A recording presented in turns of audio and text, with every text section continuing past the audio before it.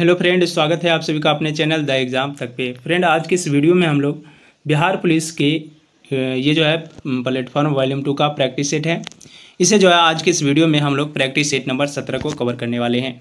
इसमें जो है टोटल 27 प्रैक्टिस सेट हैं और आज जो प्रैक्टिस सेट नंबर 17 जो कि 100 प्रश्न रहेंगे और सभी को डिटेल के साथ आज के इस वीडियो में कवर कराने वाले हैं। तो आप लोग वीडियो में शुरू से अंत तक बने रहिएगा और जल्द ही बिहार पुलिस का एग्ज़ाम भी होने वाला है। तो आप लोग जो है ज़ोर शोर से तैयारी में लग जाइए, क्योंकि इस बार नहीं तो फिर कभी नहीं, इसलिए आप लोग जो है ज़ोर शोर से लग जाइए। और अगर आप लोग बिहार पुलिस की तैयारी कर रहे हैं तो आप लोग मेरे चैनल से जुड़ जाइए, चैनल को सब्सक्राइब कर लीजिए, साथ ही जो है बेल आइकन को भी प्रेस कर लीजिएगा। इस पर जो है प्रत्येक दिन एक प्रैक्टिस सेट आता है, तो आप लोग सभी जो है प्रैक्टिस सेट को ज़रूर देखिएगा। साथ ही आप लोग प्रैक्टिस सेट को साथ में जो है आंसर देते चलिएगा, जिस भी क्वेश्चन का आंसर पता हो। और लास्ट में आपको कमेंट करना है कि वीडियो कैसी लगी और आपने जो है इस प्रैक्टिस सेट में कितने क्वेश्चन सही अटेम्प्ट किए हैं। तो चलिए फ्रेंड, आज का वीडियो को स्टार्ट करते हैं। आज का पहला प्रश्न है कि मेंडल के कार्यों के पुनः खोजकर्ता ये कौन है। मेंडल के कार्यों के पुनः खोजकर्ता जो कि ह्यूगो डे ब्रिज हैं, कार्ल कॉरेंस हैं और एरिक वॉन सैरमेक, इन तीनों के द्वारा जो है मेंडल के कार्यों को पुनः खोज किया गया था। तो प्रयुक्त में से सभी ऑप्शन डी इसका राइट आंसर हो जाएगा। मेंडल ने जो है मटर के पौधे पर कार्य किया था और मेंडल को आनुवांशिकी का पिता कहा जाता है। इन्होंने जो है 3 प्रकार के आनुवांशिकी के नियम दिए हैं। पहला है प्रभाविकता का नियम, स्वतंत्र व्यूह का नियम, तीसरा है पृथक का नियम। और मेंडल ने जो है मटर के 7 विपरीत गुणों पर कार्य किए थे। ये सारे पॉइंट आप लोग याद रखिएगा। और फ्रेंड, अगर आपको जिस भी क्वेश्चन का आंसर पता हो उसका जवाब जो है आप लोग कमेंट बॉक्स में दे सकते हैं। और लास्ट में बताइएगा कि आपने जो है इस प्रैक्टिस शीट में कितने क्वेश्चन सही अटेम्प्ट किए हैं। अगला है कि निम्न में से कौन जो है ये सत्य है। इसमें सत्य की बात करें तो ऑप्शन सी जो कि सत्य है 4NH3 + 5O2। इसमें प्रेरक में जो बनेगा ये 4NO + 6H2O बनेगा। NH3 जो कि अमोनिया का सामान्य सूत्र है। यह जो है एक तीक्ष्ण गंध वाली रंगहीन गैस है। यह जल में अति विलय होता है और यह जो है क्षारीय प्रकृति का होता है। इसका निर्माण जो है हैबर विधि के द्वारा किया जाता है। अगला है कि यदि घोल से धातु A और धातु B को प्रतिस्थापित करती है तो धातु A जो है धातु A का प्रतिक्रिया क्या होगी। इसमें बात करें यदि घोल में जो है धातु A और धातु B को प्रतिस्थापित करती है तो धातु A और B की तुलना से अधिक प्रतिक्रियाशील होगी। ए जो है बी की तुलना से अधिक प्रतिक्रियाशील होगी। तो इसका राइट आंसर जो हो जाएगा ये ऑप्शन ए हो जाएगा, जो कि ए से बी की तुलना में अधिक प्रतिक्रियाशील है। सबसे अधिक क्रियाशील जो कि पोटेशियम होता है। क्रियाशीलता श्रेणी में potassium, sodium, magnesium, aluminium, zinc, ferrous ये सभी आते हैं। तो ये सारे पॉइंट आप लोग याद रखिएगा। सोडियम, कैल्शियम, मैग्नीशियम, जस्ता आदि जो है अभिक्रियाशील धातुएं हैं। सोना सर्वाधिक अभिक्रियाशील धातु है। अगला सफ़ेद होता है, सफ़ेदा की बात करें, सफ़ेदा जो होता है और सफ़ेदा ये जो है 2PbCO3 × Pb और OH का होल 2 होता है। तो ऑप्शन डी इसका राइट आंसर हो जाएगा। Pb का एस्क है, ये जो Pb है ये 14वें वर्ग के धातु हैं। यह जो उष्मा एवं विद्युत का कुचालक होता है। Pb यानी लेड की बात करें, इसकी परमाणु संख्या जो होती है 82 यानी 82 होती है। इसके प्रत्येक कक्ष में इलेक्ट्रॉन जो है ये 2, 8, 18, 32, 18, 4 होते हैं। लेड के प्रमुख अयस्क जो कि गैलेना है और सिरुसाइट है, एंग्लेसाइट हैं। ये सभी जो है लेड के प्रमुख अयस्क हैं। यह जो है आवर्त 6 का तत्व है। इसकी इस ऑक्सीजन संख्या बात करें, ऑक्सीकरण संख्या जो होती है ये होती है -4, -2, -1, +1, +2, +3, +4। यह जो है अम्फोटेरिक ऑक्साइड का निर्माण करती है। तो ये सारे पॉइंट आप लोग याद रखिएगा। अगला प्रश्न है कि मियोसिस के किस स्टेज पर गुणसूत्रों की संख्या आधी हो जाती है। गुणसूत्रों की संख्या आधी जो है ये एनाफेज 1 पे हो जाती है। तो ऑप्शन बी इसका राइट आंसर हो जाएगा। मेसोसिस विभाजन के फलस्वरूप जो है मेल में स्पर्म तथा फीमेल में जो है ओवम का निर्माण होता है। मेलोसिस को जो है रिडक्शन डिवीजन भी कहा जाता है। अगला है कि एक वैग, ये मैथ का प्रश्न है, एक बैग में 25 पैसे, 10 पैसे, 5 पैसे के सिक्के 1:3 के अनुपात में हैं। यदि उसमें जो है कुल 30 रुपये हैं तो 5 पैसे वाले सिक्कों की संख्या ज्ञात करनी है। इसमें 25 पैसे की बात करें, 10 पैसे और 5 पैसे, और अनुपात में जो है 1:25 के 1 अनुपात में 25 पैसा हो जाएगा। यहाँ पे 25 पैसे की 1 सिक्के हैं तो ये जो है 25 पैसा हो जाएगा। दूसरा है 10 पैसे के 2 सिक्के जो कि 20 पैसा हो जाएगा। तीसरा है 5 पैसे के 3 सिक्के जो कि 15 पैसा हो जाएगा। टोटल पैसा कितना हो जाएगा, तो 25 और 20 45 और 15 60, और ये जो है 30 रुपया 60 पैसे। इसमें अगर पैसा को रुपया में बदलेंगे तो ऊपर जो है 100 से गुना हो जाएगा, 100 से गुना, तो यहाँ पे कटेगा तो ये 1 0 से 1 0, 6 5 30, यानी टोटल जो है टोटल ये 50 जो है टोटल सिक्कों की संख्या है। और सिक्कों का अनुपात जो है, सिक्कों का अनुपात टोटल 50 संख्या है सिक्कों को, और सिक्कों का अनुपात जो है 3 2 1 में है, 3 2 1 में है। तो तीसरा पूछ रहा 5 पैसे वाली संख्या 3 के रेशियो में है, तो 50 और गुना 3 हो जाएगी, तो ये जो है 150 सिक्के हो जाएंगे 5 पैसे वाले। तो इसका राइट आंसर जो हो जाएगा ऑप्शन सी हो जाएगा। कोई धनराशि जो है साधारण ब्याज की दर से 6 वर्ष में दोगुनी हो जाती है, तो यह जो अपने से 4 गुनी कितने वर्षों में हो जाएगी। 6 वर्ष में ये दोगुनी हो रही है, तो मूलधन का जो है 1 गुना बढ़ रहा है, तो अगले 6 वर्ष में ये 3 गुनी हो जाएगी, फिर अगले 6 वर्ष में ये जो है 4 गुनी हो जाएगी, यानी 4 गुनी होने के लिए जो है ये टोटल 18 वर्ष लगेगा। तो इसका राइट आंसर जो हो जाएगा ऑप्शन नंबर सी 18 वर्ष। अगला है कि सार्थक क्रम में व्यवस्थित करना है। सबसे छोटा इसमें क्लर्क हो जाएगा, तो 5 पहले हो जाएगा, उसके बाद जो है कलेक्टर हो जाएगा 5, उसके बाद 1, उसके बाद जो है मुख्य सचिव, उसके बाद गवर्नर, और उसके बाद जो है राष्ट्रपति। अगला प्रश्न है कि पंचायत समिति के प्रधान का चुनाव कौन कराते हैं। पंचायत समिति के चुनाव की बात करें तो इसका चुनाव जो है इसका चुनाव ये जो पंचायत समिति के सदस्य कराते हैं, तो ऑप्शन सी इसका राइट आंसर हो जाएगा। भारतीय संविधान के अनुच्छेद 243 के बी में पंचायतों के 3 स्तरों का जो है प्रावधान है। यदि किसी राज्य की जनसंख्या 20 लाख से अधिक होती है तो वहाँ जो है पंचायतों के 3 स्तर कार्य करते हैं। जिस राज्य की आबादी 20 लाख से कम होती है उन राज्यों में 2 प्रकार के स्तरीय पंचायत राज्य होते हैं। अनुच्छेद 243 के सी के अनुसार पंचायतों की संरचना जो है इसका वर्णन मिलता है, इस प्रकार होता है। ग्राम पंचायत, ग्राम स्तर पर ग्राम पंचायत, प्रखंड स्तर पर क्षेत्रीय पंचायत समिति, और जिला स्तर पर जिला पंचायत या फिर जिला परिषद होता है। अगला प्रश्न है कि सांख्य दर्शन का प्रतिपादन किया गया। सांख्य दर्शन के प्रतिपादन जो कि कपिल मुनि के द्वारा किया गया, तो कपिल मुनि ऑप्शन से इसका राइट आंसर हो जाएगा। सांख्य दर्शन जो कि सबसे प्राचीन दर्शन है, इसके तहत जो सर्वप्रथम जो प्रकृति की महत्व पर बल दिया गया था। न्याय दर्शन के प्रतिपादक जो कि गौतम मुनि हैं, योग दर्शन के प्रतिपादक पतंजलि हैं, और पूर्वी मीमांसा के प्रतिपादक जो कि जैमिनी महोदय हैं। मीमांसा के तहत जो कर्म के सिद्धांत का प्रतिपादन किया गया है। उत्तरी मीमांसा के प्रतिपादक जो कि बद्रायन महोदय थे, और वैशेष्य दर्शन के प्रतिपादक कनाद एवं उलुक मुनि थे। अगला प्रश्न है सर्वेंट ऑफ इंडिया सोसाइटी के संस्थापक थे। सर्वेंट ऑफ इंडिया सोसाइटी के संस्थापक जो कि गोपाल कृष्ण गोखले 1905 में किया था। इसका right answer Gopal Krishna Gokhale, option A इसका राइट आंसर हो जाएगा। गोखले के गुरु जो कि महादेव गोविंद रनाडे थे। इन्हें जो पश्चिमी भारत का नवजागरण के अग्रदूत माना जाता है। रनाडे को महाराष्ट्र का सुकरात भी कहा जाता है। जीके गोखले, गोपाल कृष्ण गोखले जो कि महात्मा गांधी ने अपना राजनीतिक गुरु माना था गोपाल कृष्ण गोखले को, और VR अम्बेडकर द्वारा जो है 1924 में बहिष्कृत हितकर्णी सभा की स्थापना किया गया था। डॉक्टर अम्बेडकर को संविधान का जनक माना जाता है क्योंकि ये जो है प्रारूप समिति के अध्यक्ष थे। चित्तरंजन दास। अगला प्रश्न है कि पंचायती राज की स्थापना की दिशा में सर्वप्रथम किस समिति की सिफारिश पर प्रयास किया गया। ये जो प्रयास किया गया था ये बलवंत राय मेहता समिति की सिफारिश पर प्रयास किया गया था। ऑप्शन सी इसका राइट आंसर हो जाएगा। 1957 में पंचायती राज एवं लोकतांत्रिक विकेंद्रीकरण के लिए बलवंत राय मेहता समिति का गठन किया गया। बलवंत राय मेहता समिति की सिफारिश के आधार पर जो है 2 अक्टूबर 1959 को राजस्थान के नागौर में जो है पंचायती राज व्यवस्था की शुरुआत सर्वप्रथम किया गया था। बलवंत राय मेहता समिति ने पंचायत राज को 3 स्तर का बनने का सुझाव दिया है।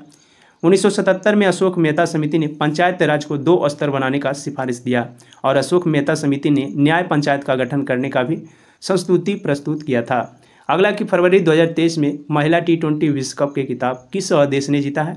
इसका खिताब जो है ये ऑस्ट्रेलिया के द्वारा जीता गया। ऑस्ट्रेलिया, ऑप्शन डी इसका राइट आंसर हो जाएगा। दक्षिण अफ्रीका को हराकर ऑस्ट्रेलिया ने महिला T20 की 6ठी बार जो है खिताब जीता था। अगला, लाल किले पर सबसे अधिक बार झंडा फहराने वाले गैर कांग्रेस के प्रधानमंत्री कौन है। गैर कांग्रेस प्रधानमंत्री की बात करें तो गैर कांग्रेस प्रधानमंत्री जो कि नरेंद्र मोदी हैं। ऑप्शन डी इसका राइट आंसर हो जाएगा। लाल किले पर सबसे अधिक बार झंडा फहराने वाला पहला गैर कांग्रेसी प्रधानमंत्री भी है, और सबसे अधिक बार लाल किले पर पंडित जवाहरलाल नेहरू द्वारा जो है झंडा फहराया गया था। सबसे अधिक बार लाल किले पर लगातार झंडा फहराने वाला तीसरे प्रधानमंत्री नरेंद्र मोदी जी हैं। अगला प्रश्न है मेरे पास जो है 7250 है, रुपये हैं। मैं जो है धन को इस प्रकार से बांटना चाहता हूँ कि मेरी बांटी गई राशि उन लोगों की संख्या के बराबर हो जिनके मैं धन दान करता हूँ। ऊपर बताई गई शर्त के पूरा करने हेतु मुझे जो अपनी जेब से कितने रुपये न्यूनतम रखने होंगे। इसमें जो है इसका 7250 का जो है हम लोग वर्गमूल निकालेंगे तो इसका जो शेषफल आएगा ये 25 आ जाएगा। 2500, तो ऑप्शन ए इसका राइट आंसर हो जाएगा। अगला प्रश्न है, इंग्लिश का प्रश्न है, change the sentence into the passive positive degree है। इसमें पॉजिटिव डिग्री में पैसेज को जो है बदलना है। June is hotter than May, June is hotter than May है। इसका राइट आंसर जो हो जाएगा वो ऑप्शन ए हो जाएगा, May is not as hot as June. Option A इसका राइट आंसर हो जाएगा। अगला प्रश्न है कि चूज द अप्रोप्रिएटिव साइनोनिज्म। इसमें साइनोनिज्म बताना है। क्लीवर, क्लीवर मतलब होता है चालाक या फिर धूर्त। इसका साइनोनिज्म जो हो जाएगा इसका साइनोनिज्म हो जाएगा कनिंग। कनिंग ऑप्शन ए इसका राइट आंसर हो जाएगा। कनिंग जो है इसका साइनोनिज्म हो जाएगा। एजिल मतलब होता है तेज या फिर फुर्तीला। डल मतलब होता है मंद या फिर वाइज मतलब होता है बुद्धिमान। अगला है कि सुनीता रो रही है, किस काल का उदाहरण है। सुनीता रो रही है, इसमें बात करते ये जो वर्तमान काल का जो है सेंटेंस है, तो ऑप्शन ए इसका राइट आंसर हो जाएगा। अगला झाड़ू शब्द में प्रत्यय है। झाड़ू शब्द की बात करें, झाड़ू में जो है ऊ प्रत्यय है, ऊ। ऑप्शन डी इसका राइट आंसर हो जाएगा। ये वाला ऊ जो है इसका प्रत्यय होगा। सज्जन शब्द कौन सा समास है। सज्जन शब्द की बात करिए जो है कर्मधारय समास है, तो ऑप्शन बी इसका राइट आंसर हो जाएगा। अगला प्रश्न है, राजनीति कभी धर्म से अलग नहीं हो सकती। राजनीति कभी धर्म से अलग नहीं हो सकती, यह कथन जो है किनका है। ये कथन की बात करें तो ये कथन जो है ये महात्मा गांधी जी की है। ऑप्शन सी इसका राइट आंसर हो जाएगा। इनके द्वारा जो है करो या मरो का नारा भी दिया गया है। भारत छोड़ो का नारा यूसुफ मेहर अली ने गढ़ा था। अगला प्रश्न है कि मैं समाजवादी और गणतंत्रवादी हूँ, यह कांग्रेस के एक अधिवेशन में अपने अध्यक्षीय भाषण में किसने कहा था। मैं समाजवादी और गणतंत्रवादी हूँ, ये जो कथन था ये कथन जवाहरलाल नेहरू जी का था, जो कि 1936 के कांग्रेस अधिवेशन की अध्यक्षता में भाषण दिए थे। और 1936 के लखनऊ कांग्रेस अधिवेशन की अध्यक्षता जो कि पंडित जवाहरलाल नेहरू के द्वारा किया गया था। ये सारे पॉइंट आप लोग याद रखिएगा। अखिल भारतीय कम्युनिस्ट पार्टी की प्रथम बैठक कानपुर में सिंगारवेलु चेट्टियार की अध्यक्षता में हुई थी। अगला प्रश्न है कि 17 फरवरी से 2 मार्च 2023 तक जब भारत और जापान के बीच धर्म गार्जियन अभ्यास ये कहाँ आयोजित हुआ था। धर्म गार्जियन अभ्यास जो कि भारत और जापान के बीच होता है, ये जो 17 फरवरी से 2 मार्च 2023 के बीच हुआ था। और इसकी बात करें तो ये जो है आयोजन सिंगा प्रांत जागन में हुआ था, सिंगा प्रांत जानन। ऑप्शन बी इसका राइट आंसर हो जाएगा। सिंगा प्रांत जानन नहीं बल्कि ये जापान है, यहाँ पे छूट गया, जापान है ये, जापान इसका राइट आंसर हो जाएगा। अगला प्रश्न है कि किस राज्य में मरचा चावल को जीआई टैग दिया गया है। मरचा चावल की बात करें, ये जो है बिहार को जीआई टैग मिला है, बिहार। ऑप्शन ए इसका राइट आंसर हो जाएगा। काली मिर्च जो कि ये भी है मिर्चा चावल की तरह दिखती है। अगला है कि जनवरी 2023 में 78वें ग्रैंड मास्टर कौन बने हैं। 78वें ग्रैंड मास्टर जो कि जनवरी 2023 में बने हैं, और ये बने हैं कौस्तव चटर्जी। ऑप्शन ए इसका राइट आंसर हो जाएगा। 79वें जो कि प्रणेश एम बने हैं, और 80वें जो कि विघ्नेश NR बने हैं। 81वें सायंतन दास बने हैं, और 82वें प्रवीत पुष्पाला बने हैं। 83वें ग्रैंड मास्टर जो कि आदित्य सामंत बने हैं, और ये जो है महाराष्ट्र के हैं। ये सारे पॉइंट आप लोग याद रखिएगा। अगला कि मई 2023 में भारत रत्न डॉक्टर अंबेडकर अवार्ड से किसे सम्मानित किया गया है। इसकी बात करें तो ये जो है योगी आदित्यनाथ को इससे सम्मानित किया गया है। ऑप्शन ए इसका राइट आंसर हो जाएगा। यह पुरस्कार जो 1996 से प्रति वर्ष महाराष्ट्र सरकार द्वारा दिया जाता है। अगला प्रश्न है कि 40 आदमी किसी कार्य को एक नियत समय से कर सकते हैं। यदि कार्य पर केवल 30 आदमी लगाया जाए तो पूरा करने में जो है 6 अतिरिक्त दिनों की आवश्यकता होगी। यहाँ पे बात करें 40 व्यक्ति जो है ये 100 दिन में किसी कार्य को करता है, और जब 30 व्यक्ति कार्य करता है तो ये जो है 30 व्यक्ति जब कार्य करता है ये जो है तो ये 30 व्यक्ति कार्य करता है तो ये जो है 1 + 6 दिन में कार्य करता है। इसे हल करेंगे तो ये जो आएगा कट कर ये निकल कर आएगा 18। 40 जो है 18 दिनों में, 1 का मान 18 यहाँ पे आएगा, तो 40 जो है 18 दिनों में किसी कार्य को करता है। यहाँ पे पूछ रहा है कि 60 व्यक्ति किसी कार्य को कितने दिन में करेगा, तो 60 व्यक्ति करेगा इससे जो है 22 दिन में, तो 0 से 0 कट जाएगा, ये 18 3, यानी 22 बराबर आ जाएगा ये 12 वर्ष 12 दिन, 12 दिनों में जो है 60 व्यक्ति उस कार्य को कर सकता है। तो 12 ऑप्शन सी इसका राइट आंसर हो जाएगा। अगला है कि स्थलीय परिस्थितिकी में हरे पौधे सूर्य के प्रकाश की ऊर्जा का लगभग जो है कितना % ग्रहण करता है। इसमें बात करें तो ये जो है सूर्य के प्रकाश का लगभग 1% ग्रहण करता है, तो ऑप्शन डी इसका राइट आंसर हो जाएगा। सूर्य इस पृथ्वी पर जो है ऊर्जा का सर्वप्रमुख स्रोत है और सूर्य के प्रकाश की उपस्थिति में पत्ते के जो है हरे भाग क्लोरोफिल द्वारा भोजन बनाता है। क्लोरोफिल के केंद्र में मैग्नीशियम का अणु पाया जाता है। क्लोरोफिल 4 प्रकार के होते हैं। प्रकाश संश्लेषण की क्रिया लाल रंग में सर्वाधिक होती है। तो ये सारे पॉइंट आप लोग याद रखिएगा। अगला कि जैव विविधता दिवस कब मनाया जाता है। जैव विविधता दिवस की बात करें तो ये जो है प्रत्येक वर्ष 22 मई को मनाया जाता है। ऑप्शन ए इसका राइट आंसर हो जाएगा। 28 फरवरी को जो है राष्ट्रीय विज्ञान दिवस मनाया जाता है। 30 जनवरी को शहीद दिवस मनाया जाता है। तो ये सारे पॉइंट आप लोग याद रखिएगा। अगर पूछे विश्व वन्य जीव दिवस तो 3 मार्च को मनाया जाता है। विश्व वानिकी दिवस 21 मार्च को। विश्व जल संरक्षण दिवस 22 मार्च को। विश्व भूगर्भ जल दिवस 10 जून को और विश्व बाघ दिवस 29 जुलाई। विश्व महासागर दिवस 8 जून। जल संसाधन दिवस जो कि 10 अप्रैल को मनाया जाता है। तो ये सारे पॉइंट आप लोग याद रखिएगा। दिवस को आप लोग एक बार जरूर देख लीजिएगा। अगला है कि बिहार के राज्य गीत के रचयिता जो कौन है। बिहार के राज्य गीत के रचयिता जो है ये सत्यनारायण है। सत्यनारायण ऑप्शन बी इसका राइट आंसर हो जाएगा। और मेरे भारत के कंठहार ये जो बिहार का राज्य गीत है।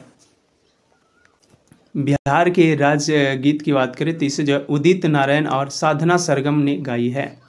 अगला प्रश्न है कि जनगणना 2011 के अनुसार किस केंद्र शासित प्रदेश का लिंगानुपात सबसे कम है। सबसे कम की बात करें तो ये जो है दमन एवं दीव की लिंगानुपात है। इसका राइट आंसर ऑप्शन ए हो जाएगा। सबसे कम लिंगानुपात वाले राज्यों में हरियाणा जो है प्रथम स्थान जो कि 879 के साथ है। और बात करें 2011 के जनगणना के अनुसार भारत का लिंगानुपात जो है ये 943 है।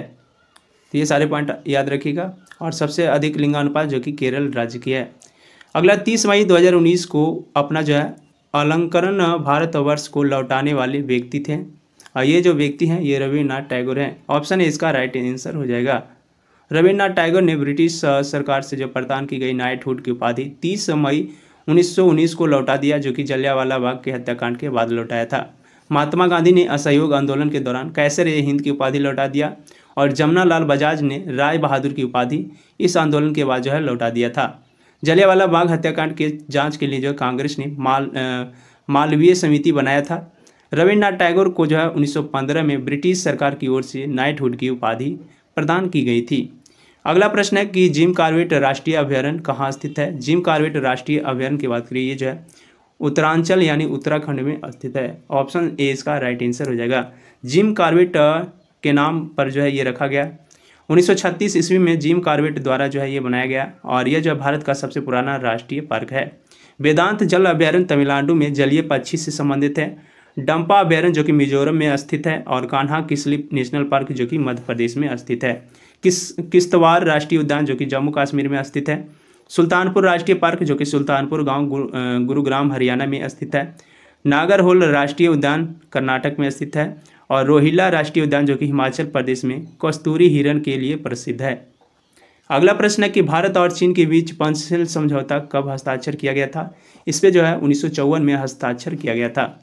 1954 ऑप्शन सी इसका राइट आंसर हो जाएगा। और ये जो है भारतीय प्रधानमंत्री जवाहरलाल नेहरू तथा जो चीन का प्रधानमंत्री चाउ एन लाई के बीच समझौता को जो है पंचशील समझौता कहा जाता है। ये था जो कि एक दूसरे के क्षेत्रीय अखंडता और संप्रभुता के लिए जो है परस्पर सम्मान करना, आक्रमण नहीं करना, एक दूसरे के आंतरिक मामलों में दखल न देना और समानता और परस्पर लाभ और जो है शांतिपूर्ण सह-अस्तित्व करना। अगला प्रश्न है कि as good as my word नामक पुस्तक के लेखक जो हैं ये के.एम. चंद्रशेखर हैं। के.एम. चंद्रशेखर ऑप्शन इसका राइट आंसर हो जाएगा। के.एम. चंद्रशेखर जो कि 2007 से 2011 के अवधि में कैबिनेट सचिव रहे थे। 16 फरवरी 2023 से किसने जो है DGCA के नए महानिदेशक के कार्यभार संभाला है। इसकी बात करें तो ये जो है कार्यभार संभाला है ये विक्रम देव दत्त संभाले हैं। विक्रम देव दत्त ऑप्शन इसका राइट आंसर हो जाएगा। अगला 1 से 5 दिसंबर 2023 तक ग्लोबल आयुर्वेदिक फेस्टिवल का 5वां संस्करण कहाँ आयोजित होगा। इसका 5वां संस्करण की बात करें, ये जो है तिरुवनंतपुरम में जो है आयोजित होगा। ऑप्शन सी इसका राइट आंसर हो जाएगा। अगला प्रश्न है कि निम्न में से सबसे बड़ी भिन्न कौन सी है। इसमें बात करें तो इसमें सबसे बड़ी भिन्न जो हो जाएगी ये 7/8 हो जाएगी। ऑप्शन सी इसका राइट आंसर हो जाएगा।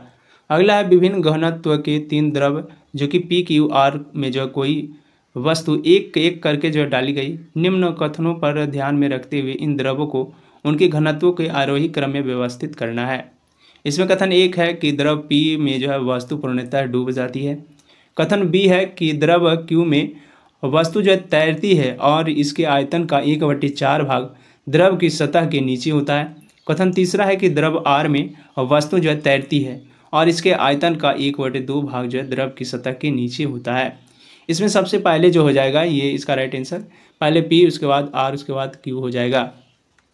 आरोही क्रम मतलब बढ़ते क्रम होता है, तो पहले P उसके बाद R उसके बाद Q हो जाएगा। अगला है कि बड़ी और चौड़ी पट्टियों वाले गंधे से लटकाने वाले बैग को उठाकर जो ले जाना जो है अधिक आसान क्यों होता है।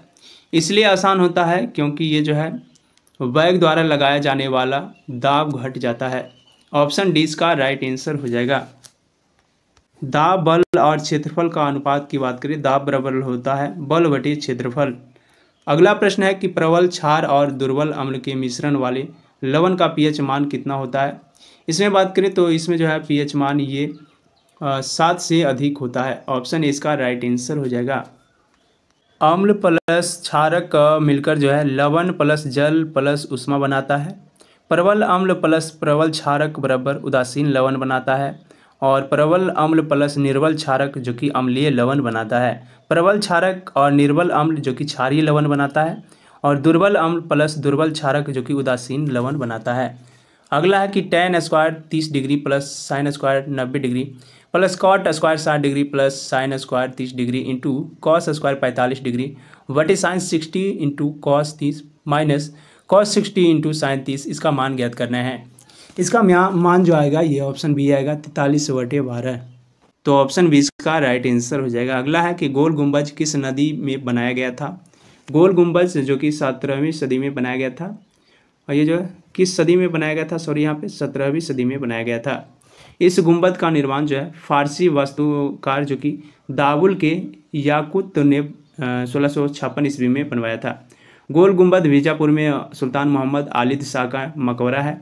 चार मीनार जो कि हैदराबाद में स्थित है। गोल गुंबद बीजापुर में स्थित है और बुलंद दरवाजा फतेहपुर सिकरी में स्थित है। फतेहपुर सिकरी में सबसे महत्वपूर्ण महल पंचमहल है। लाल दरवाजा जो कि दिल्ली में स्थित है। अगला है कि गौतम बुद्ध के समय जो है एक प्रसिद्ध वैद्य जो कि जीवक किसके दरबार से संबंधित था। जीवक की बात करिए जो है बिंबिसार के दरबार से संबंधित था। महात्मा बुद्ध की सेवा में बिंबिसार ने राजवैद्य जीवक को जो है भेजा था। अवंती के राजा महासेन चंड पघोत जब जो है पांडु रोग से ग्रसित थे उस समय जो है बिंबिसार ने जीवक को उनकी सेवा शुश्रूषा के लिए जो है भेजा था और बिंबिसार ने हरेक वंश के स्थापना किया था। अंग के राजा बृहदत्त को बिंबिसार ने पराजित किया था। बिंबिसार को जो है श्रेणिक नाम से भी जाना जाता था। अगला निम्न में से संविधान के किस भाग में अंतर्राष्ट्रीय व्यापार वाणिज्य तथा समागम का वर्णन मिलता है। इसका वर्णन जो है भारतीय संविधान के भाग 13 में जो है इसका वर्णन मिलता है। ऑप्शन ए इसका राइट आंसर हो जाएगा। और ये जो अनुच्छेद 301 से 307 तक के भारतीय क्षेत्र में व्यापार वाणिज्य तथा समागम का वर्णन मिलता है। इसमें अनुच्छेद 301 घोषणा करता है कि संपूर्ण भारतीय क्षेत्र में व्यापार वाणिज्य तथा जो है समागम स्वतंत्र होगा। अगला प्रश्न है कि किसने 1840 के करीब कूका आंदोलन को प्रारंभ किया था। कूका आंदोलन की बात करिए इसे जो है भगत जवाहरमल ने जो कूका आंदोलन को 1840 में प्रारंभ किया था। इसमें राइट आंसर भगत जवाहरमल, ऑप्शन इसका राइट आंसर हो जाएगा। इस आंदोलन का उद्देश्य सिख धर्म में फैली बुराइयों एवं सामाजिक अंधविश्वासों को दूर करना था और प्रारंभ में जो कूका आंदोलन एक धार्मिक सुधार आंदोलन था, परंतु यह जो पंजाब को अंग्रेजी साम्राज्य में मिला लिए जाने के कारण जो है इस आंदोलन में राजनैतिक रूप ले लिया था और 1862 में बालक सिंह की मृत्यु के बाद जो है उनके शिष्य राम सिंह कूका का नेतृत्व में विद्रोह ने जोर से जो है पकड़ा था और 1872 में राम सिंह कूका को गिरफ्तार कर रंगून भेज दिया गया। जहाँ जो 1885 में इनकी मृत्यु हो गई थी। कूका विद्रोह जो कि 1872 ईस्वी में कुल जो कि इसके 1872 के दौरान जो है मालेर कोटा खूनी कांड हुआ था। 12 अप्रैल 1857 में बाबा राम सिंह कूका ने अपने पैतृक गांव जो कि भैनी में जो है नामधारी आंदोलन प्रारंभ किया था। अगला कि इंडिया हाउस कहाँ स्थित है। इंडिया हाउस की बात करें, ये जो है लंदन में स्थित है। लंदन ऑप्शन इसका राइट आंसर हो जाएगा। इंडिया हाउस की स्थापना जो कि 1905 ईस्वी में श्यामजी कृष्ण वर्मा के द्वारा किया गया था। इंडिया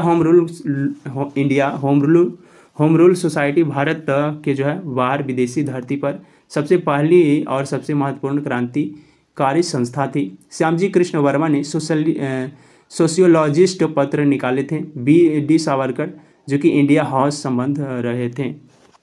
अगला प्रश्न है कि बिहार का निम्नलिखित में से कौन सा गुजरात में किए जाने वाला गरबा के समान है। बिहार की बात करें तो गरबा के समान जो गुजरात की है और ये है झुमरी नृत्य। झुमरी ऑप्शन बी इसका राइट आंसर हो जाएगा। यह जो बिहार का मिथिलांचल का लोक नृत्य है। झुमरी नृत्य जो कि केवल विवाहित महिलाओं द्वारा किया जाता है। झुमरी नर्तक रंगीन कपड़े पहनते हैं और जो खुद को आभूषणों से सुसज्जित करते हैं। तो ये सारे पॉइंट आप लोग याद रखिएगा। अगला है कि निम्नलिखित देशांतरों में कौन सा जो है भारत का प्रमाणिक माध्य रेखा जो है कहलाता है। प्रमाणिक माध्यम रेखा की बात करें, ये जो है ये 82.5 डिग्री पूर्वी रेखा कहलाती है। तो ऑप्शन इसका राइट आंसर हो जाएगा। यह जो है रेखा भारत के उत्तर प्रदेश के नैनी प्रयाग के निकट से गुजरती है। पृथ्वी के उत्तरी एवं दक्षिणी ध्रुव को जो है मिलाने वाली उत्तर दक्षिण दिशा में खींची गई काल्पनिक रेखा माध्यम रेखा कहलाती है। और लंदन के निकट ग्रीनविच से होकर जो गुजरने वाली माध्यम रेखा जो कि प्रधान माध्यम रेखा कहलाती है। और भारत में भौगोलिक स्थिति जो कि पृथ्वी के उत्तरी पूर्वी गोलार्ध में 8 डिग्री 4 मिनट से 37 डिग्री 6 मिनट उत्तरी अक्षांश और 68 डिग्री 7 मिनट से 97 डिग्री 25 मिनट पूर्वी देशांतर के मध्य स्थित है। 82.5 डिग्री पूर्वी देशांतर इसके जो है लगभग मध्य से होकर गुजरती है। भारतीय मानक रेखा जो कि 5 राज्यों से होकर गुजरती है। उत्तर प्रदेश, मध्य प्रदेश, छत्तीसगढ़, उड़ीसा, आंध्र प्रदेश। और यहाँ जो है समय ग्रीनविच से भारत का समय ये 5.5 घंटा आगे है। अगला प्रश्न है एशियाटिक सोसाइटी ऑफ बंगाल के संस्थापक थे। एशियाटिक सोसाइटी ऑफ बंगाल के संस्थापक जो कि सर विलियम जोन्स थे। ऑप्शन डी इसका राइट आंसर हो जाएगा। 1784 में कलकत्ता में जो है सर विलियम जोन्स ने एशियाटिक सोसाइटी की स्थापना किए थे। इसका उद्देश्य सामाजिक तथा प्राकृतिक इतिहास, पुरातत्व संबंधित कला इत्यादि का अध्ययन करना था। भारत में इतिहास का वास्तविक अध्ययन इस संस्था की स्थापना के बाद ही प्रारंभ हुआ था। और 1791 ईस्वी में जोनाथन डंकन ने हिंदू विधि संहिता का अध्ययन के लिए बनारस संस्कृति कॉलेज की स्थापना करवाया था।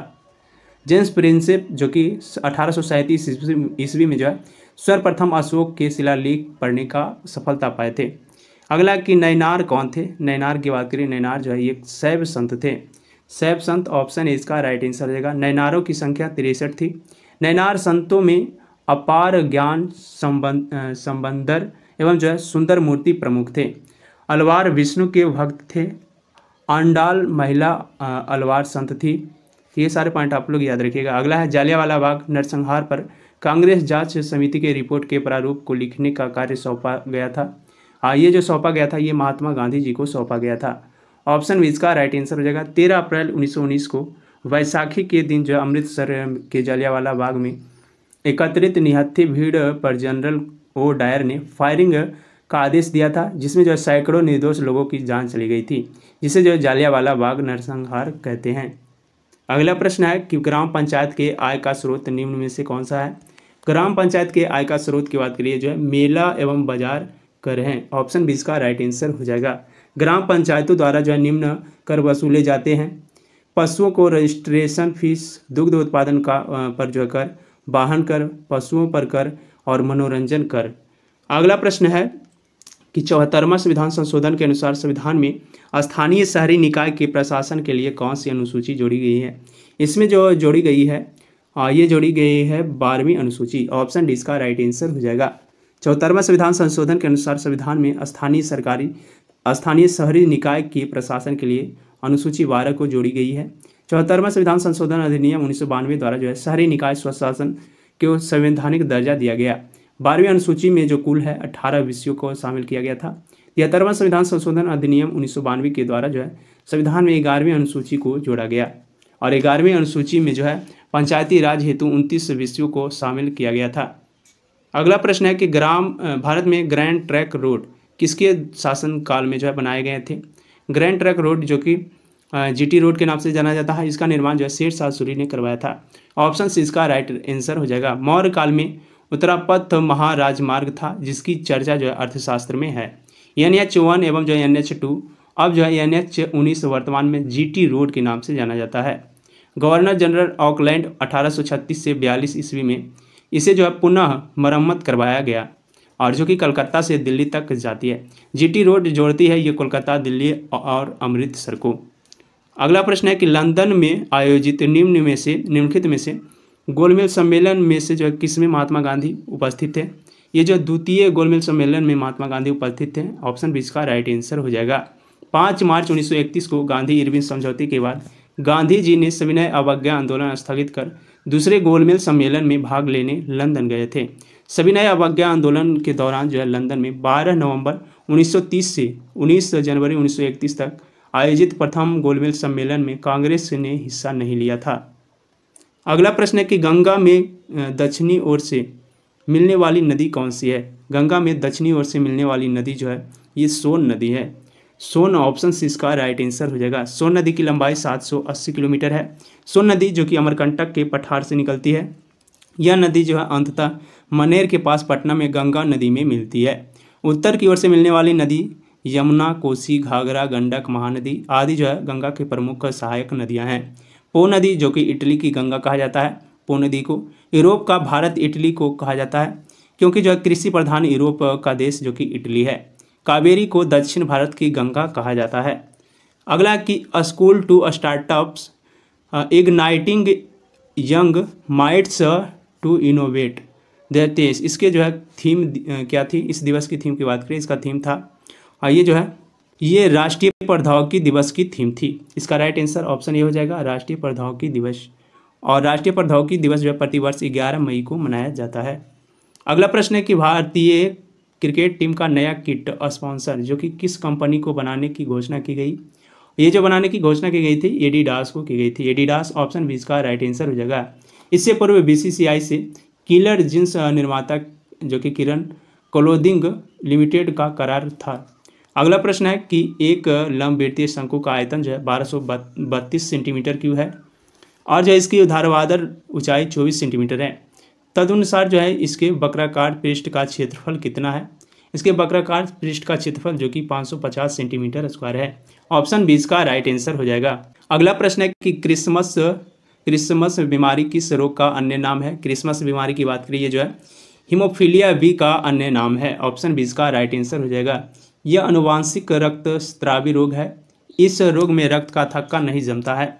यह जो है एक्स क्रोमोसोम लिंग जो है संलग्न होता है। और निद्रा रोग जो कि प्रोटोजोआ जनित रोग है। हेपेटाइटिस बी यकृत को प्रभावित करता है। अगला प्रश्न है कि दूरदृष्टि दोष के निवारण में प्रयुक्त किया जाता है। दूरदृष्टि दोष की बात करें, इसके निवारण में जो है निश्चित फोकस दूरी का जो उत्तल लेंस का प्रयोग किया जाता है। ऑप्शन बी का राइट आंसर हो जाएगा। दूरदृष्टि दोष में दूर की वस्तु स्पष्ट दिखाई पड़ती है परंतु जो है नज़दीक की वस्तु ये दिखाई नहीं पड़ती है। इसमें वस्तु का प्रतिबिंब रेटिना के पीछे बनता है और इसका कारण है नेत्र गोलक का छोटा हो जाना, फोकस दूरी का बढ़ जाना। निकट दृष्टि दोष में जो है निकट की वस्तु स्पष्ट दिखाई पड़ती है परंतु दूर की वस्तु स्पष्ट दिखाई नहीं पड़ती है। इसमें जो है वस्तु का प्रतिबिंब रेटिना से पहले ही फोकस हो जाता है और इसमें जो है नेत्र गोलक का मोटा हो जाना और फोकस की दूरी को घट जाना इसका मुख्य कारण है। अगला प्रश्न है कि एक प्रकाश की किरण वायु से होकर जो है एक द्रव में गुजरती है तो जो है 15 डिग्री से विचलित हो जाती है। अगर आपतन कोण का मान 60 डिग्री है तो उस द्रव का आवर्तनांक होगा, उस द्रव के आवर्तनांक की बात करिए जो है √3/2 होगा। इसका राइट आंसर जो कि ऑप्शन इसका राइट आंसर √3/2 यानी ऑप्शन बी का राइट आंसर हो जाएगा। अगला प्रश्न है कि 0.10 से कूलम्ब आवेश को 15 वोल्ट विभव वाले बिंदु बी से 135 विभव वाले बिंदु ए से जो है ले जाने पर कितना कार्य करना पड़ेगा। इसमें टोटल कार्य की बात करिए जो 12 जूल कार्य करना पड़ेगा। ऑप्शन सी इसका राइट आंसर हो जाएगा। अगला प्रश्न है संलग्न चित्र में बिंदुओं ए और बी के बीच तुल्य प्रतिरोध होगा। ए और बी के बीच की बात करें तो इसका तुल्य प्रतिरोध जो हो जाएगा ये 3 ओम हो जाएगा। ऑप्शन बी इसका राइट आंसर हो जाएगा। अगला प्रश्न है कि रविन्द्रनाथ टैगोर को नोबेल पुरस्कार किस वर्ष दिया गया था। रविन्द्रनाथ टैगोर को नोबेल पुरस्कार जो है ये 1913 में दिया गया था। ऑप्शन ए इसका राइट आंसर हो जाएगा। इन्हें जो है गीतांजलि नामक पुस्तक की रचना के लिए जो है साहित्य का नोबेल पुरस्कार दिया गया था। रविन्द्रनाथ टैगोर को नोबेल पुरस्कार पाने वाले ये जो है प्रथम भारतीय थे। रविन्द्रनाथ टैगोर में जो है साहित्य में नोबेल पुरस्कार प्राप्त करने वाले प्रथम एशियाई रविन्द्रनाथ टैगोर ही थे। अगला प्रश्न है कि सलाल प्रोजेक्ट का संबंध जो है किस नदी से है। सलाल प्रोजेक्ट का संबंध जो है ये चिनाब नदी से है। चिनाब ऑप्शन से इसका राइट आंसर हो जाएगा और ये जो है जम्मू कश्मीर केंद्र शासित प्रदेश में स्थित है। भाखड़ा नागल परियोजना सतलज नदी पर स्थित है। ऋग्वेद में अस्किनी के रूप में जो चिनाब नदी का उल्लेख मिलता है। ऋग्वेद में सतलज को सतुत्री कहकर जो है संबोधित किया जाता है। रावी नदी पर जो है शाहपुर कुंडी डैम परियोजना निर्माण प्रस्तावित है और बगलिहार परियोजना जो कि चिनाब नदी से संबंधित है। अगला प्रश्न है कि दिल्ली का वह सुल्तान जो कि सल्तनत काल में जो है पहली बार नहर का निर्माण करवाया था। सल्तनत काल में पहली बार नहर का निर्माण जो है ये गयासुद्दीन तुगलक के द्वारा करवाया गया था। ऑप्शन डी इसका राइट आंसर हो जाएगा। फिरोज शाह तुगलक के शासनकाल में सर्वाधिक 5 नहर का निर्माण करवाया गया। गयासुद्दीन तुगलक ने जो है गाजी की उपाधि धारण किया था। गयासुद्दीन खिलजी के समय जो है गयासुद्दीन तुगलक पश्चिमोत्तर भारत प्रसिद्ध सेनापति था और गयासुद्दीन तुगलक ने तुगलकाबाद नाम से शहर की स्थापना किया था। गयासुद्दीन तुगलक जो कि ये जो है तुगलक वंश के संस्थापक था।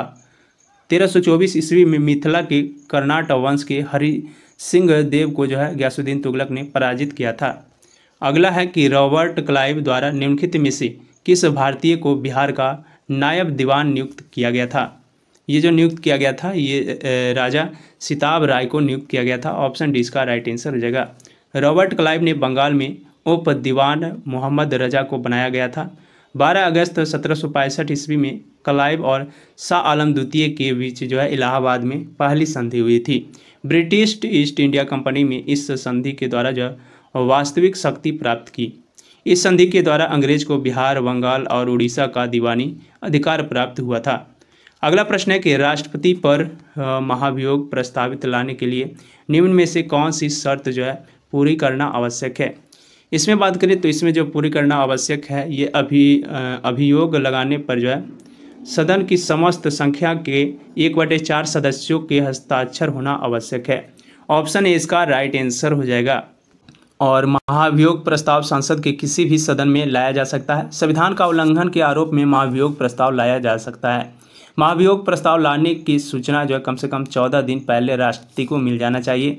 महाभियोग प्रस्ताव पर चर्चा के समय राष्ट्रपति स्वयं या फिर प्रतिनिधि के माध्यम से अपना पक्ष रख सकता है।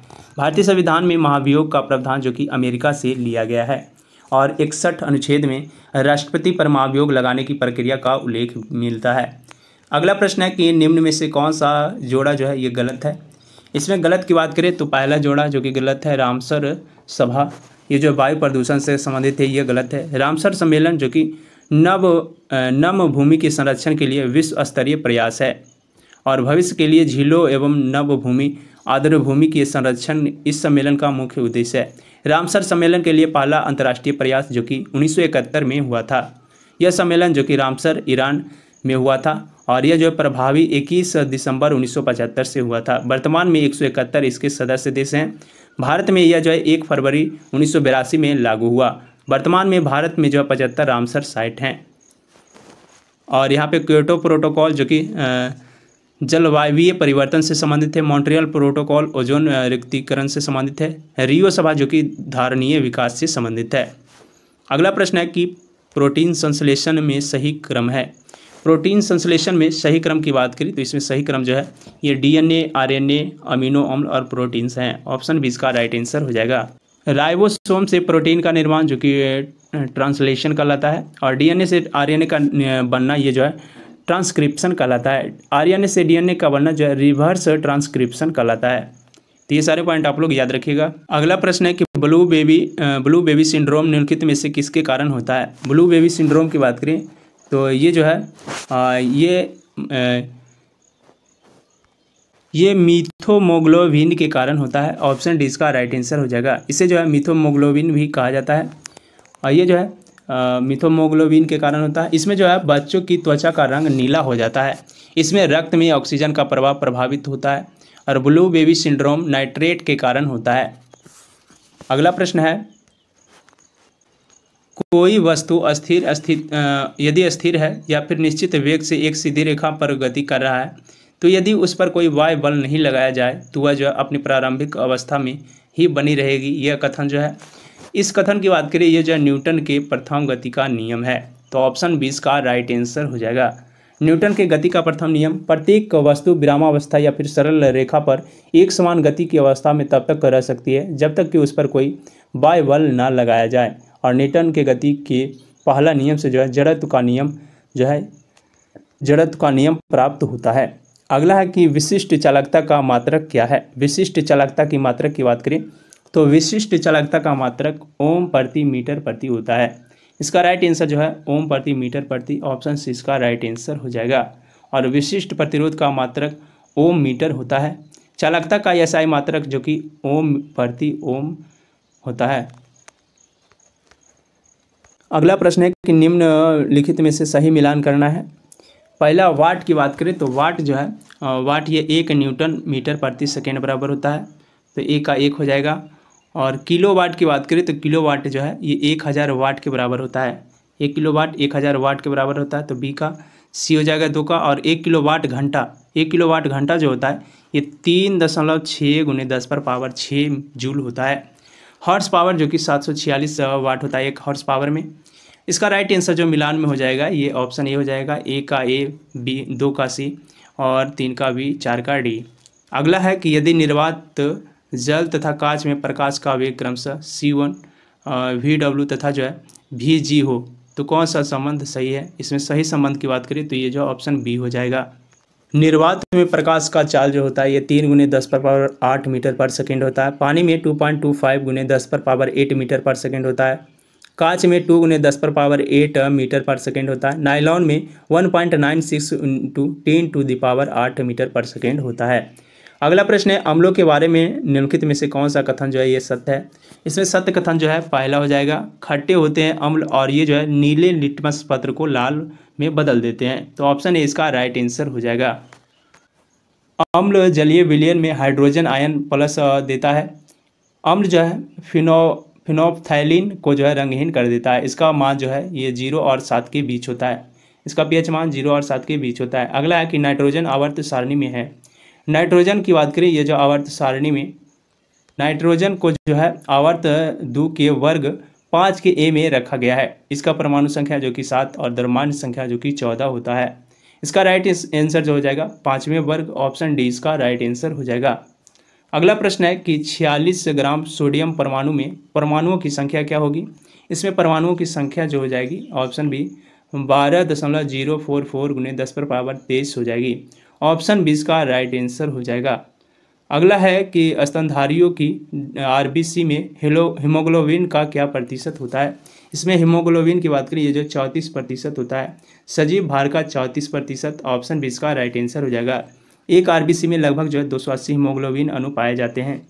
जन्म के समय बच्चे में सर्वाधिक जो कि 23 ग्राम मील पर 100 मील के में पाए जाते हैं। वयस्क महिला में ये 13.5 पाए जाते हैं। 13.5 से 14.5 ग्राम मील पर लीटर पाए जाते हैं। वयस्क में जो है 14.5 से 15.5 ग्राम मील पर मिलीलीटर पाए जाते हैं। अगला प्रश्न है, भूटिया एक नस्ल है। भूटिया की बात करिए जो घोड़े की एक नस्ल है। घोड़ा ऑप्शन डी इसका राइट आंसर हो जाएगा। घोड़े का वैज्ञानिक नाम जो कि एक्वस फेरस कैवेलस होता है। मारवाड़ी, कठियावाड़ी और जो मणिपुरी नस्ल के घोड़े सबसे अधिक बेहतर होते हैं। अगला प्रश्न है कि आमाशय में HCl का स्त्रावन का प्रेरक है।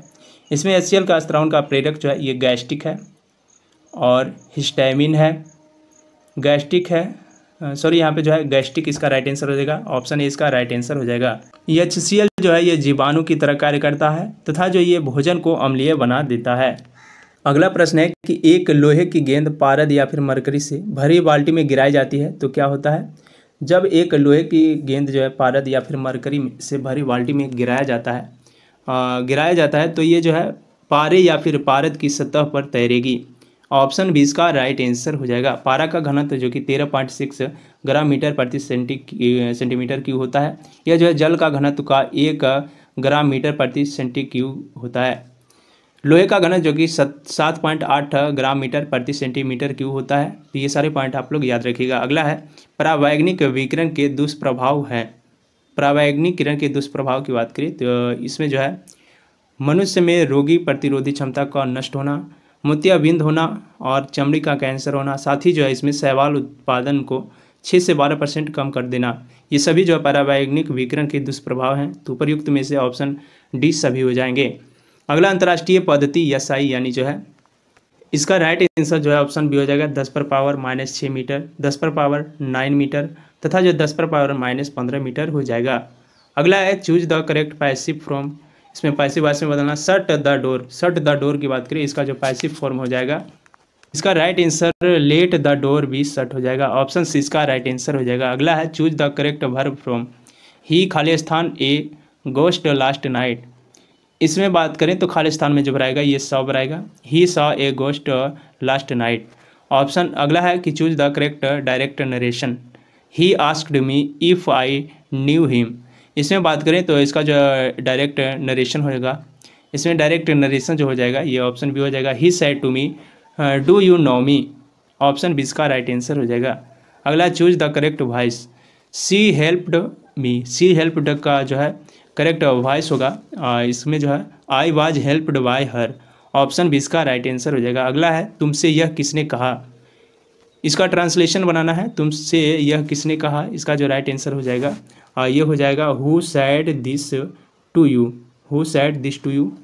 ऑप्शन बी इसका राइट आंसर हो जाएगा। अगला चूज द अप्रोप्रिएटिव वर्ड। इसमें अप्रोप्रिएटिव वर्ड चूज करना है। ग्रीड इज खाली स्थान बट लाइफ इज नॉट। इसमें जो खाली स्थान में भराएगा ये इंडलेस भराएगा। Grief is endless but life is not. Option B इसका राइट आंसर हो जाएगा।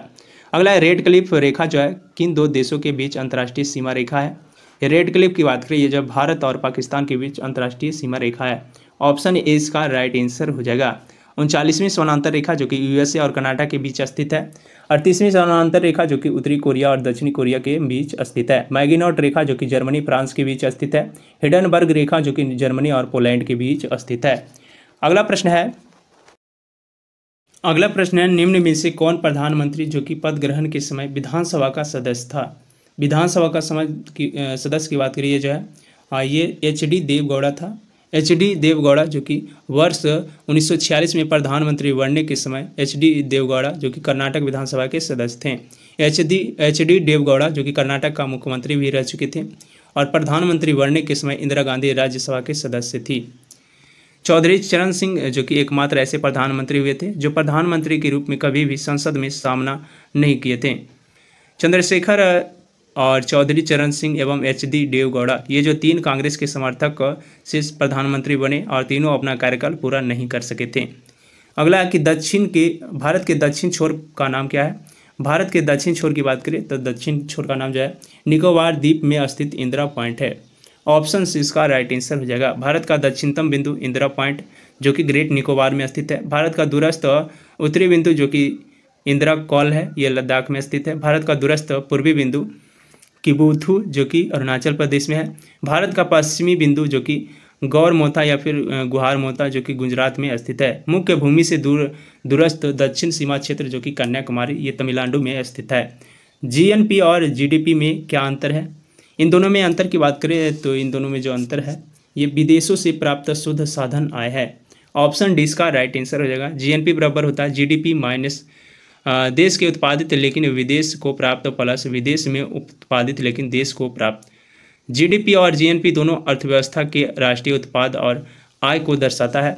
मुख्य अंतर यह है कि GNP विदेशों से शुद्ध आय प्राप्ति को ध्यान में रखता है और GDP जो कि घरेलू उत्पादन के स्तर को संदर्भित करता है। अगला प्रश्न है बिहार में चूना पत्थर और पाइराइट का सबसे विशाल भंडार किस जिले में है। सबसे अधिक भंडार की बात करिए जो रोहतांग जिले में है रोहतास। ऑप्शन सी इसका राइट आंसर हो जाएगा। रोहतास जिले में चूना पत्थर का कुल भंडार जो कि 210.85 मिलियन टन आंका गया है। रोहतास जिले में उपलब्ध चूना पत्थर पर आधारित उद्योग जो कि सीमेंट के 2 कारखाने भी स्थित हैं। सीमेंट उद्योग जो कि स्थानीय कच्चे माल पर आधारित उद्योग हैं। रोहतास जिले में चूना पत्थर मुख्य रूप से जो है सोना घाटी के पश्चिमी में और कैमूर की पहाड़ियों में मिलता है।